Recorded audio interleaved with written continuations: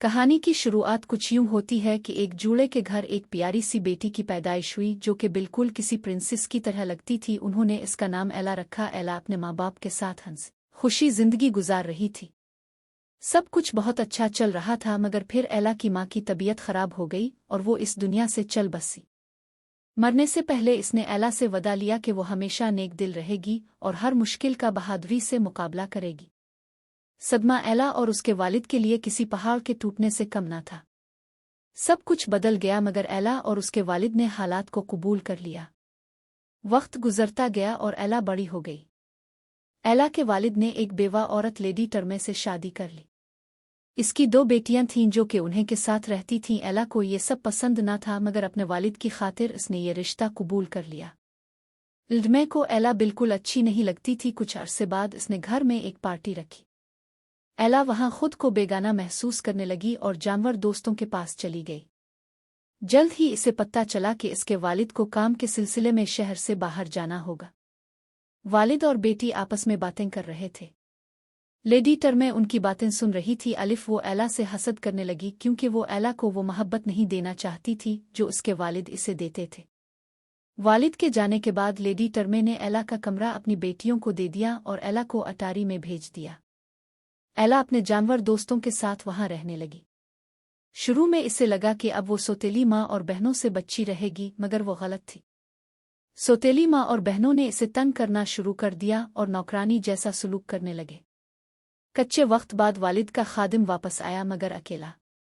इसने बताया कि एला के वालिद बीमार हो गए थे और चल बसे। ये सुनकर एला गम से टूट गई। अब वो अकेली रह गई थी। लेडी टर्मे ने तमाम नौकर छुड़वा दिए और एला को सारा काम करना पड़ता, खाना पकाना, बर्तन धोना, सफाई करना।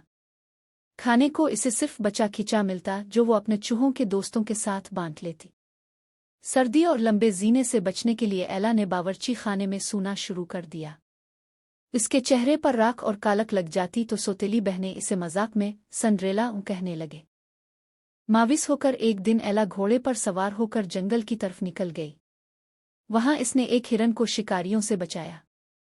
घोड़ा काबू से बाहर हो गया तो एक नौजवान ने आकर उसकी मदद की। जब एला ने इसके बारे में पूछा कि वो कौन है, तवास ने खुद को महल का नौकर किट बताया। दोनों एक दूसरे को पसंद करने लगे, मगर एला ने अपना नाम नहीं बताया। महल में बादशाह बीमार था। इसने शहजादे किट से कहा कि वो शादी करे ताकि जिम्मेदारियां इस पर मुंतकिल कर सके।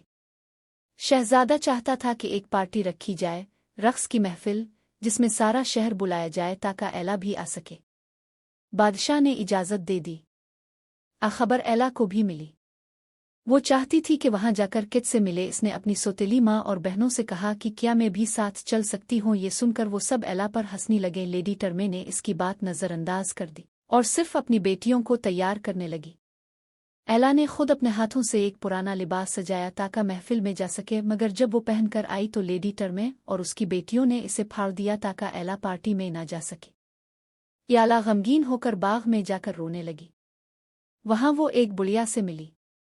इसने बुढ़िया को दूध दिया तो वो एक खूबसूरत परी में बदल गई। परी ने एला की महल जाने में मदद की। इसने कद्दू को बग्घी, चूहों को घोड़े, छिपकलियों को मुलाजिम और हंस को कोचवान बना दिया। एला के पुराने लिबास को जादू से हुसैन लिबास में बदल दिया और इसे शीशे के जूते पहनाए। परी ने कहा कि ये जादू सिर्फ 12 बजे तक चलेगा, इसके बाद सब कुछ पहले जैसा हो जाएगा। एला हाल में पहुंची। सबकी नजरें इस पर जिम गईं। शहजादा खुशी से निहाल हो गया।